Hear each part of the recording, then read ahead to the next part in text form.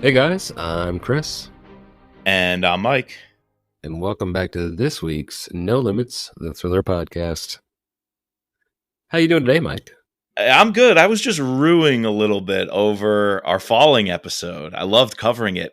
I think I was a little harsh in a few areas, but that's only because today we're bouncing back because I love drowning. Yeah, we said it a little towards the end. I think drowning definitely colored our review of Falling a little bit, Yeah, maybe like a 1 or 2 points, because I think it's such a good second novel, and when you actually like discuss Falling critically, going through some of our beats that we go through, it's hard to make this, like I said, with setting, like, yeah, she did a good job of putting us in the airplane, but she just does an even better job putting us in the airplane in the second one. So like I sure. see the leveling up. So it's like, how can I reward? I can't give any more points than 5. So I have to take away when it's a lesser product, if that makes sense. Sure. No, it does. It does. I mean, you mentioned setting.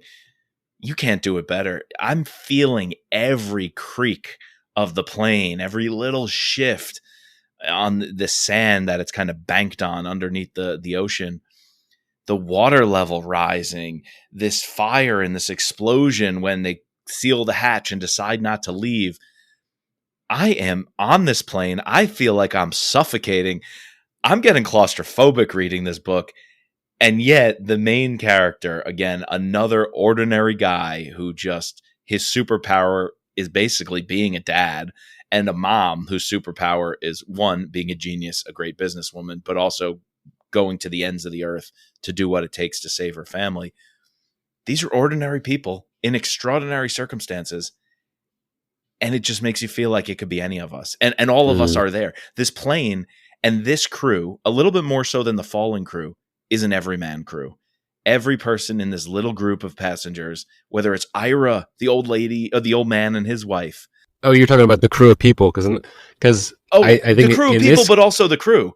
well, no, Both. in this case, you see like she shines a light into a little bit more of you know what I think people would actually do in the terms of Ed, who, is he's in charge of this unaccompanied minor, and Right. he leaves her. You Yeah. know, Yeah. we're jumping ahead of ourselves, but yeah, like I But think when he's saved, he regrets it. I yeah, When exactly. when he's nearly dying, he's like, the girl, the girl, the girl. He's screaming for her. So yeah. Yeah, true. Yeah. No, I think, you know we said that her strong point in Falling was to get us to buy into these characters and the character development quickly. And I think she almost levels it up here by introducing us to this family. Like, let's just, like, this family it's so sad. What's it, Oh. like this family has the worst luck. Oh. Like, not only do they lose one of their daughters to a freak accident at a pool, like, now I'm freak. So I know. I mentioned it briefly on our Falling Pod. I don't know what was in my bag when I was listening to this. I was super emotional. Like, I if agree. you were driving next to me in like in the car, you would just look over and see this 33-year-old dude. 30, how old am I? 33, 34, whatever. Like, tearing up over an audiobook. And Yeah.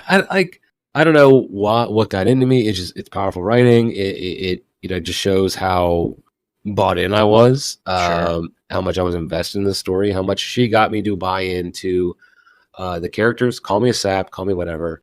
But I just think, like, putting us immediately with this family, with their struggles, and then the fact that he has to get on the plane because he's scared, he doesn't want to lose his other daughter, and then they have to go through this entire thing. And then we should also mention that, like what I said in our last bud again, she starts the book off the exact same way Yeah. with the plane exploding. But unlike in Falling, where it's a dream, this is not a dream. It It's actually happening. happens. Yeah. Yeah. Man, that device, she used it in the first book, recycles it, but in this new manner where it's actually happening. I'm There's intrigued a to see lot going. how I'm assuming this is probably going to be like a thing. going forward. And so Yep, exactly. how is she going to incorporate this into worst case scenario? But another twist on it. Yeah. Yeah. You're right about the tearjerker. This might be one of the biggest emotional gut punches that we've been on in this podcast. This book, and whether it happens in the beginning when you're learning the backstory of this family and why they split over losing their younger daughter to a freak accident slipping at the pool, they're going to the hospital, they're so confused. I think there's one scene when he's thinking back to what it was like that day in the hospital. It actually got me tearing up. And it's when he gets to the hospital because he takes the daughter, and meanwhile the mom went with the ambulance crew, and he shows up with the older daughter and looks down the hallway, and she just turns. Nothing has to be said, and his heart drops. You got the emotion in the beginning. You've got it at the end, the really powerful closing scene when the mom is on her deathbed after the accident, the injury, and she sees and she's talking to her daughter, and she basically, her soul leaves her body, if you will, in this near-death experience.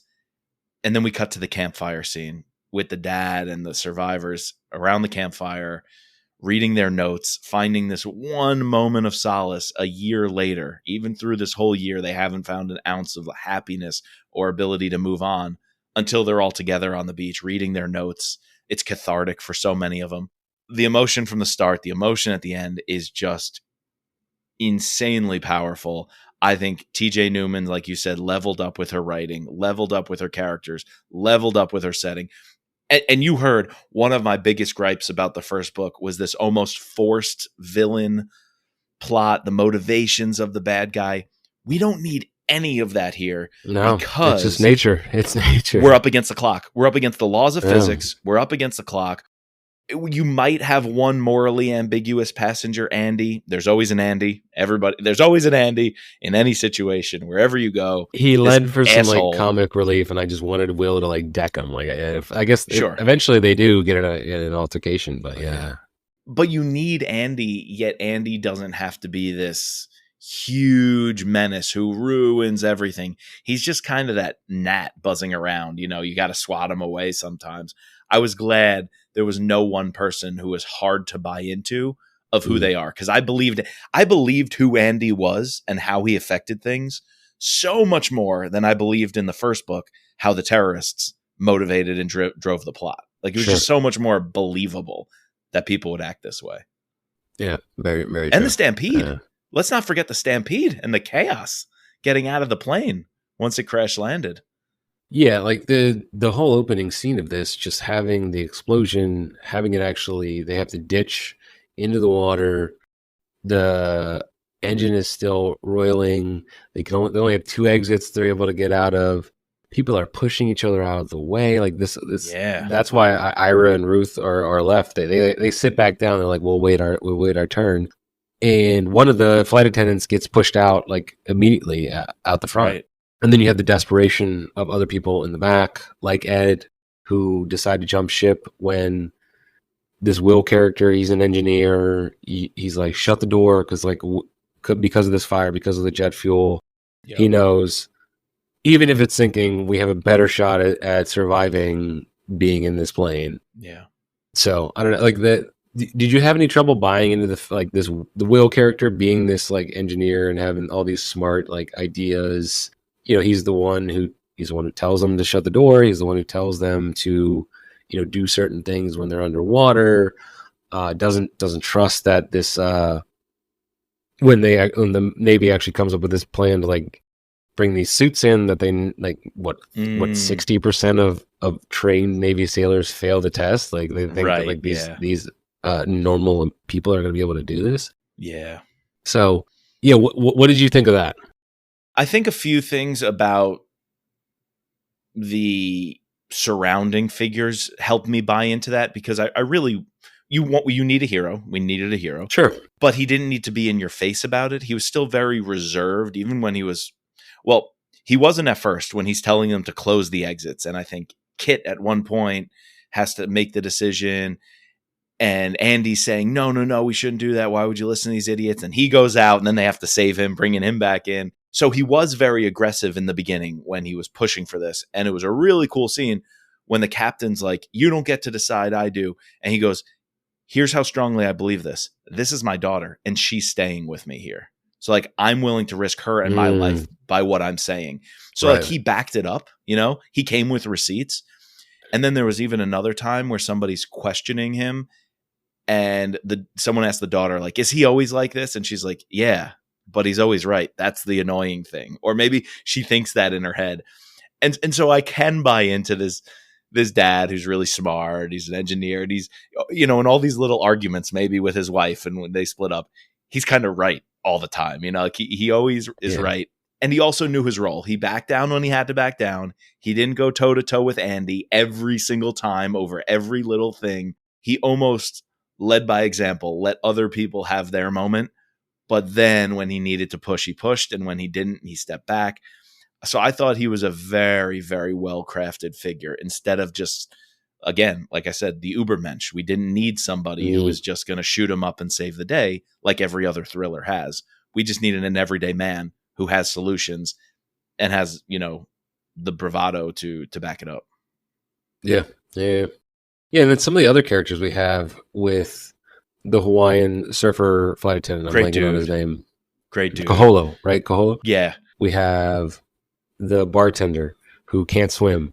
Yeah. And I'm like, that would be like a funny character where she's like has all these, inflatable vests on. Yeah. You have Kit, the captain, or the first mate who becomes the captain, feels responsible. Yep. You have Ryan. Oh, his story was really sad, where he loses his fiance on the flight. Yeah, the fiance. Yeah. He's super in shock.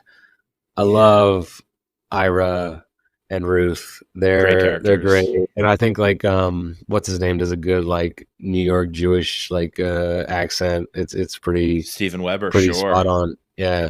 You said in the first episode, and I got to say it again, Steven Weber is great here.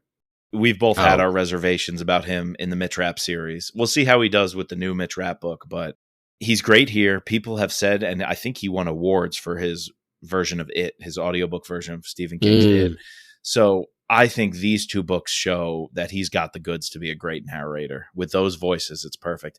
And I kind of like how we also get the wife's voice, how a woman narrator is used for the wife, because we can't forget her tenacity, her willpower, her willingness to go up against the powers that be is the reason, and actually her sacrifice at the end is the reason the plane people are saved. And I think she comes on very strong. Would you say she's equally as much the protagonist or the hero of the book? Is it more about Will, or is it her? Or I think they share the stage equally. Laura Benatti is the name of the. I just wanted to get her, give her. She was good, and I liked how they go back and forth. Yeah.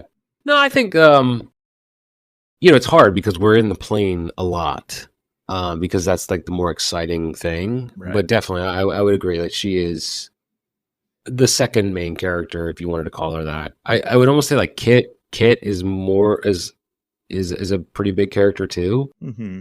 I do like seeing the rescue op side of things, though. The command structure there, and her company is brought in with the underwater power lines and Fritz. Yeah, I couldn't like keep straight like what. Like I don't know. I still don't know if Fritz was in the Navy or the Coast Guard, or who was in the Navy, who was in the Coast Guard. I couldn't keep any of that straight. That's one of the problems with audiobooks, is like when there's a lot of characters introduced all at the same time, it's sometimes hard to keep those facts straight. But you didn't need to. Nothing was lost. No, he was in the military. Well, I guess the Coast Guard is technically part of the Department of the Military, and he's the part of the Department of Transportation. I'm not sure, but he's the commanding officer on scene for that mission. Mm-hmm. And he's tasked to come up with things, and so I love this. Chris is like this underwater welder. Yeah, it's funny because my cousin actually went and tried to become one before he went into the Navy. He's now in the Navy. It's a super rigorous thing. You have to go down to Louisiana or in the Gulf of Mexico, and that's where they do all this training. Down in Florida, it's intense, and I guess it makes sense because you're literally dangerous in water with electricity. Like it's right. Yeah.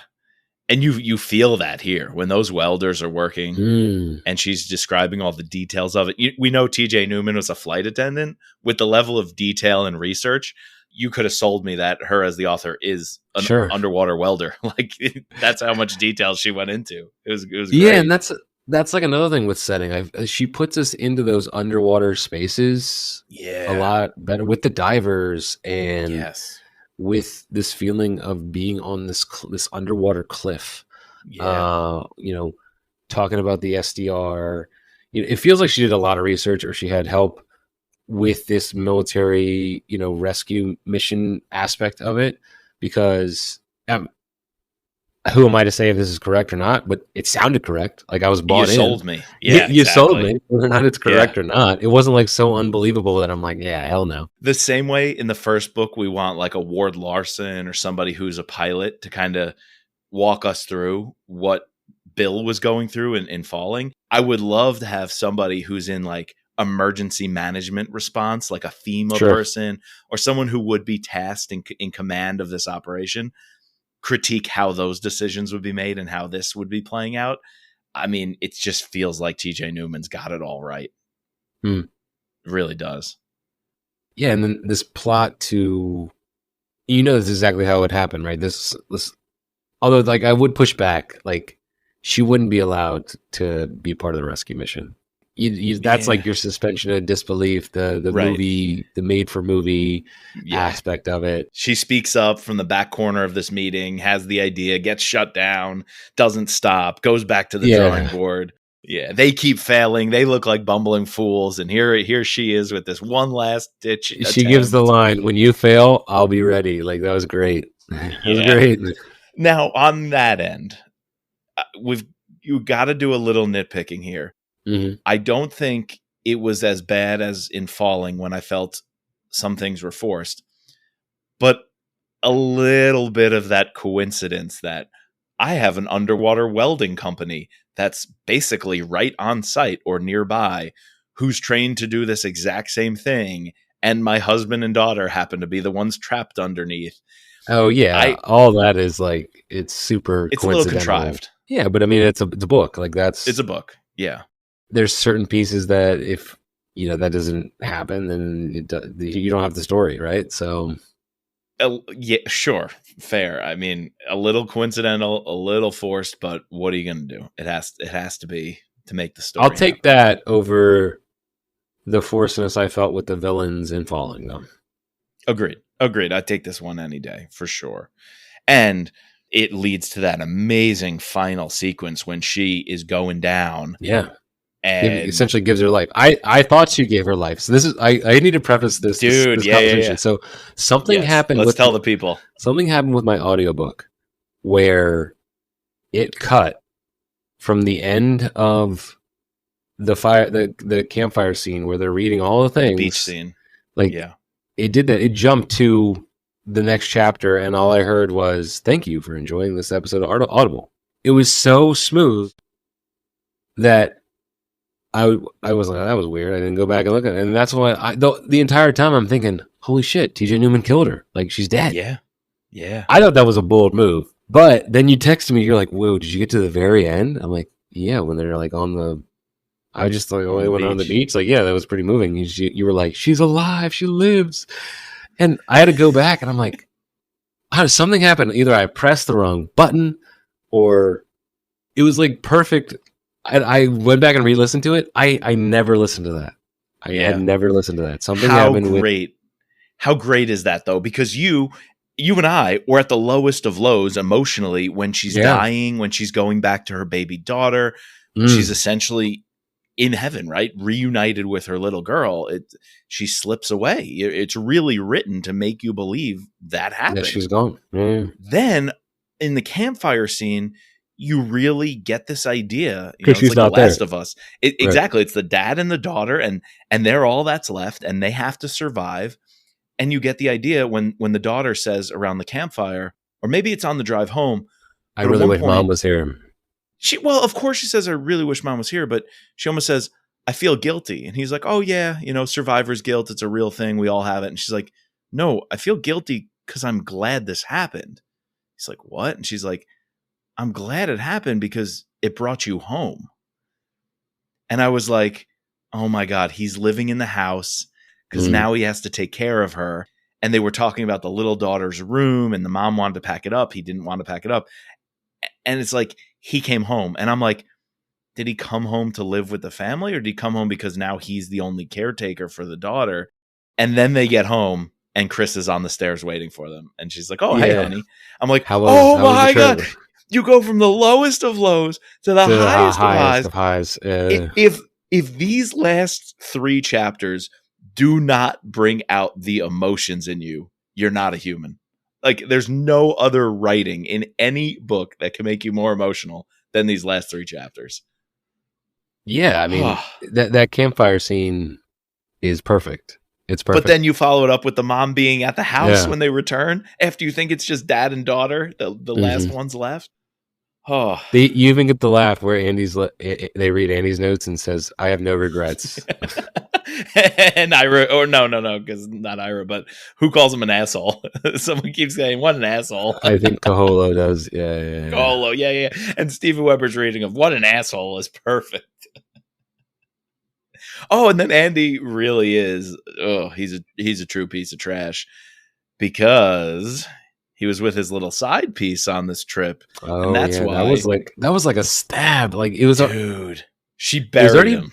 bad enough that he was the asshole who like pushed his way to get off the plane, pushed his way to get on the plane, and then was like a complete dick the entire time he's on the plane. That I had no sympathy when he died. I was like, No, you knew as soon as he put on that suit. yep, And like Kaholo does it, but they say like Kaholo's like the only one who might actually have a chance. And then you knew exactly. that Andy's volunteering to go second for sure. You knew. I loved how he like freaks out Yes, because the dead body like touches him. yeah, And well, first he freaks out because he sees it, and then he freaks out because like something touches his leg and it's the dead body. exactly, yeah. And they say he died of like his lungs collapsed, a heart attack, a stroke, and an aneurysm all at the same All at time. once. Oh my God, I never want to go in one of those suits. No, but you find out he deserved it because Oh, he was having an affair on this trip. his family didn't even know he was on the flight. Didn't know he was on the plane. What was he doing in Hawaii? He was with his side piece. And then in his note, he wrote, I wouldn't change anything. No regrets. I live my life. It's like, what an asshole. Yeah. Oh, I love it. TJ Newman. I love it. It's great. Buried Andy. She absolutely buried him. It was perfect. She's leveling up. You said it best. She is leveling up in this book. It's fantastic. My God. Very, very good. Should we get to the scorecard on that end just to show how good this book is? Let's do it, man. Oh wait, no, hold on. There's 2 other things I want to say. Not only is this family so cursed that they lose their daughter, they get on this plane and they go down. But then the first thing she's given as a snack is peanuts, and she's allergic to peanuts. I'm like, come on. Then he has to go diving for the EpiPen. Yeah. And it's just like going right into suspense. Like, man, she just comes up with new thing after new thing after new thing. Like first it's the plane, then it's the explosions outside, then it's the EpiPen, then it's the one lady can't swim, and then it's Ira electrocutes himself. Yep. And then they start singing again, and then they got to go on these things, and like it's just, and then they have to figure out with the air, like their air pocket's gonna get all small. It's just like one thing after another after another. It's crazy. All of that work to keep the action and suspense going, but at one point it felt a little bit like, okay, the peanut thing was just like we needed something exciting to happen, or we needed the dad to do something heroic, and we needed a little drama of who's gonna go get the EpiPen. Is he gonna find it when he's feeling around? Right? He's like, I don't feel it. It's not in the bag. And then, oh my God, there it is. Will he make it to the top in time? A little bit extra just to keep the suspense up, because otherwise they're just chilling in this cabin, having a nice little, kumbaya. You can't have that for too long. So, yeah. And then the thing creaking, like the first saving attempt when they were trying to drill under it and put like straps under it. Yeah. And the ground softens, then it tilts even more. And all that added to the suspense. So, I thought all that was paced out pretty good, where on the scorecard, we have to definitely call this action/suspense. Is there action of somebody, shooting them up, saving the day, whatever? No, but is the Well, I think suspense the final sequence is definitely like action in terms of like executing the docking of this thing for sure, for sure. the coordination with the welders, with everything. Like That's really suspenseful, though. It is suspenseful too. Yeah. This book reminded me of Armageddon. Oh yeah, So much so. Like, yeah. why wouldn't And you just Apollo tease 13. I'll say that Yeah. again. Well, Don Winslow says reads like Apollo 13 underwater. Yeah. This is Armageddon 13. That's what this book is. This is United Armageddon 13. Especially exactly. This is Sully United Armageddon 13. Got to throw in a Sully reference here. Yeah. What was that Denzel Washington movie where he was the drunk pilot? Oh, Flight. This is also Flight. Yeah. Yeah. This is Flight, Sully, United, Armageddon, whatever. I don't know. But it's all of that put together. Very true. I'm the captain now. Let's add a little of that in here. Captain Phillips. Let's put Captain Phillips in here. This is Captain Phillips. I don't even know. I'm giving up. What are you giving it for action suspense? I'm giving it a 9.5. It's darn near perfect. Me too. It really is. 9.5. Me too. I want to give it that 10, but I don't know. It's close. It's real close. I think the plot is better than Falling, so I agree. I'm gonna go 8.5 because I gave Falling in 7.5. Yeah, I'm gonna go 9. I think the plot is better here because the characters are better. The plot's more believable. Like I said earlier, the villain is the not having a villain is not having a villain. A big thing. It's fantastic because you think, like I guess you could ask the question like whether or not they would actually survive is one thing, but this could happen. Exactly. This could definitely Would the physics exactly happen as described? It's kind of like The Martian. Let's add that to the list of movies that this is like. It's like The Martian in that Andy Weir did all the physics, did all the calculations. It should check out. Would it ever happen like this with a dude growing potatoes on Mars to stay alive for however many months? No, it's not going to happen like that. But theoretically, right, this could work. There's no like algorithm or equation that says this is not how it would go. Completely believable.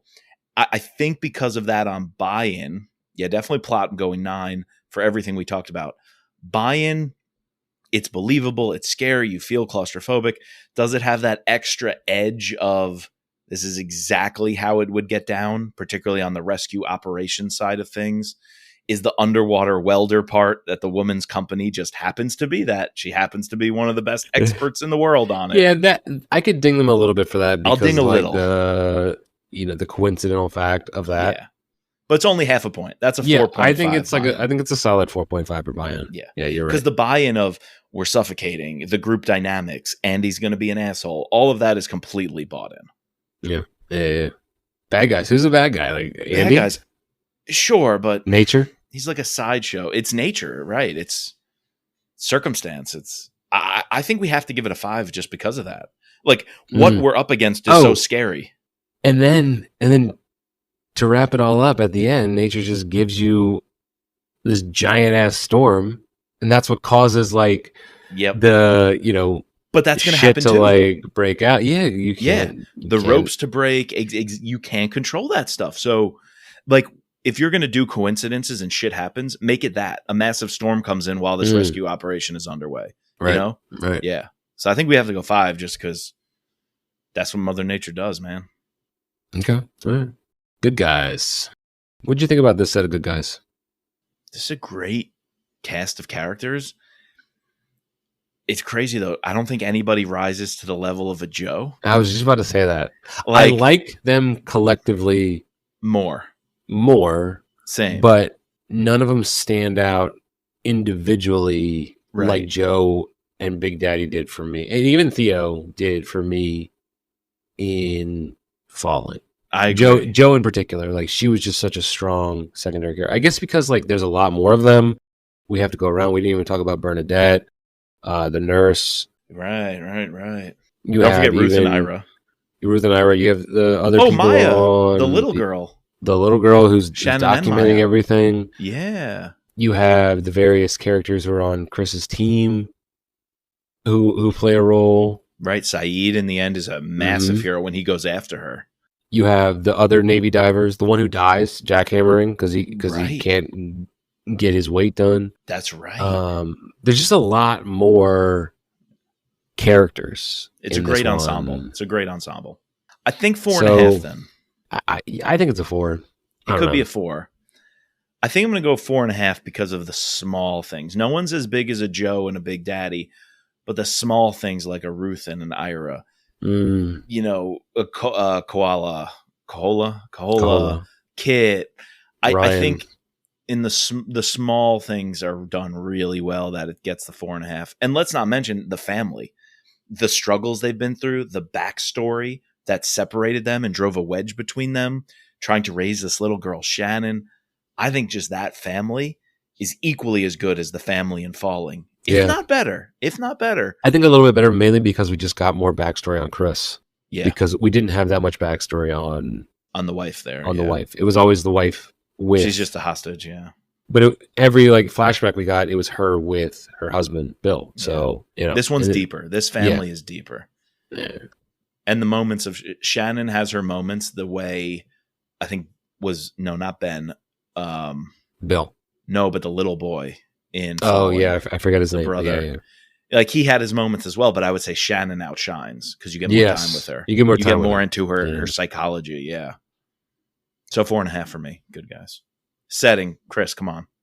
Come on. It's a 5. It's a Come 5, dude. on. It's a 5. It's I was gotta saying be. she levels up.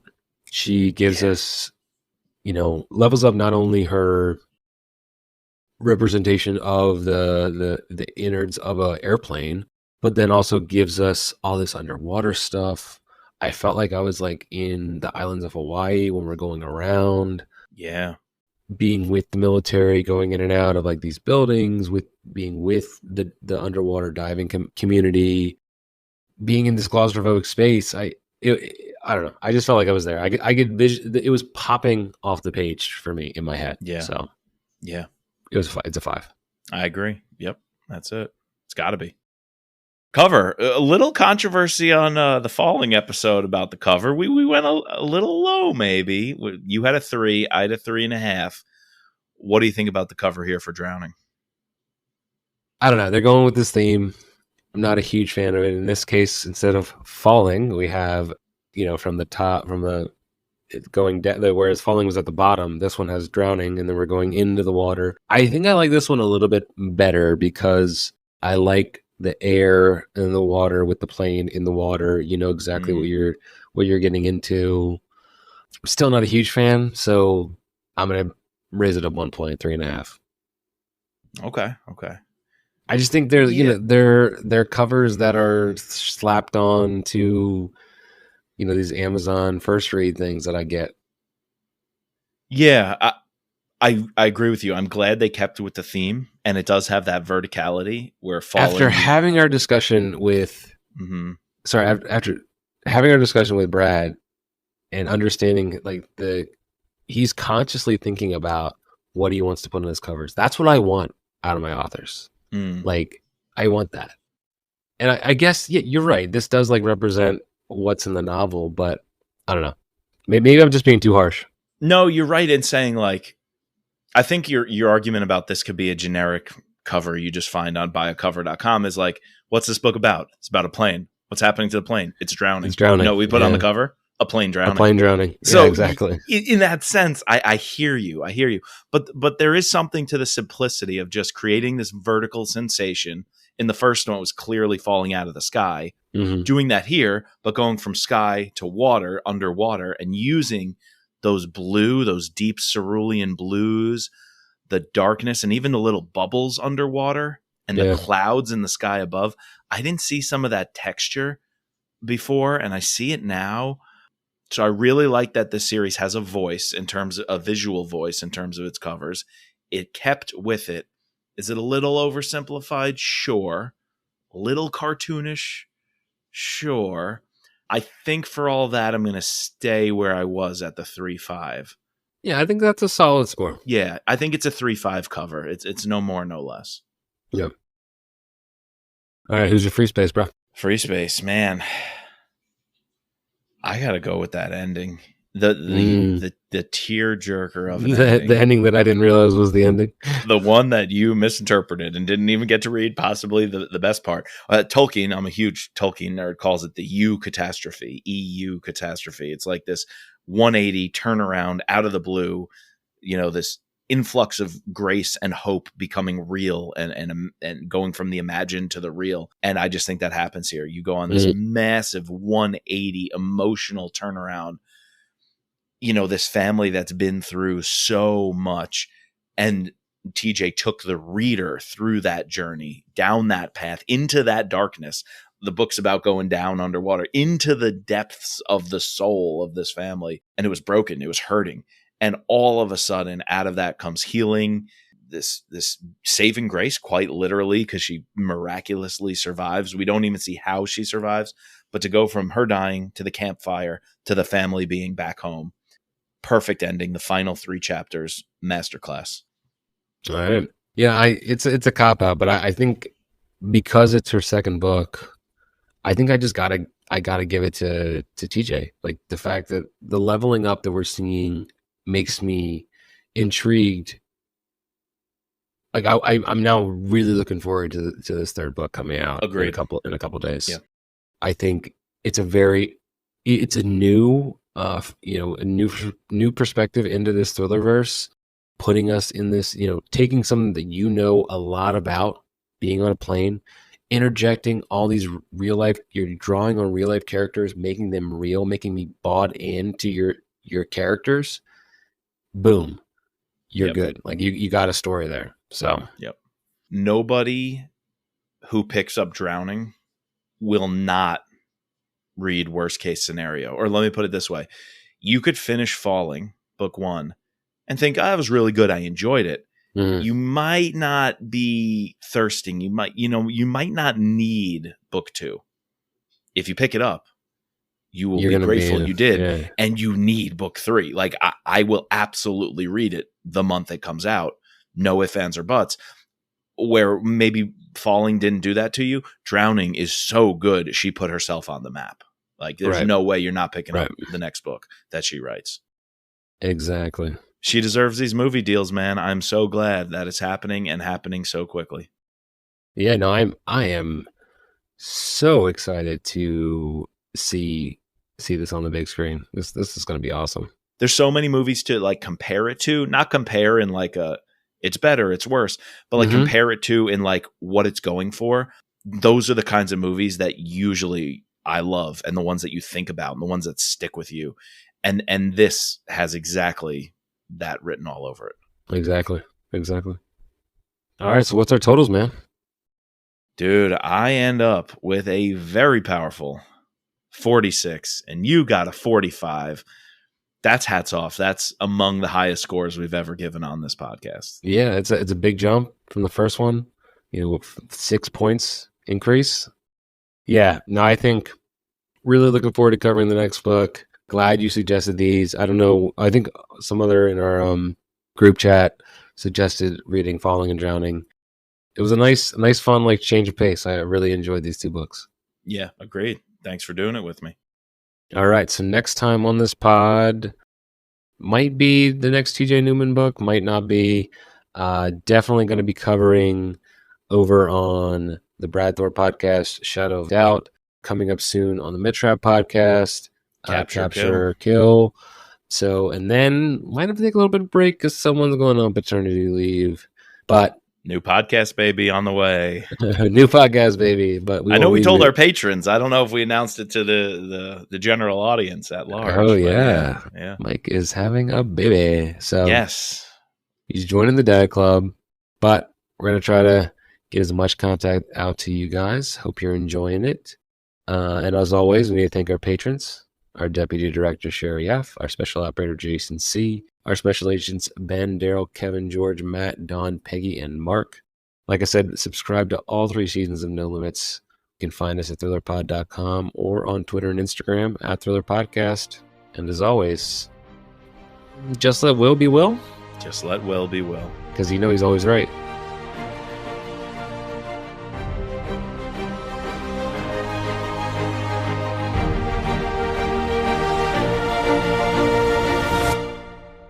Dude, can't forget a limerick for TJ Newman. Gotta add this to the postscript here. There once was a plane that was drowning. Tick tock, the minutes are counting. An ingenious plan saves her daughter and man. A plot that gets your heart pounding. Ooh, that's a good one.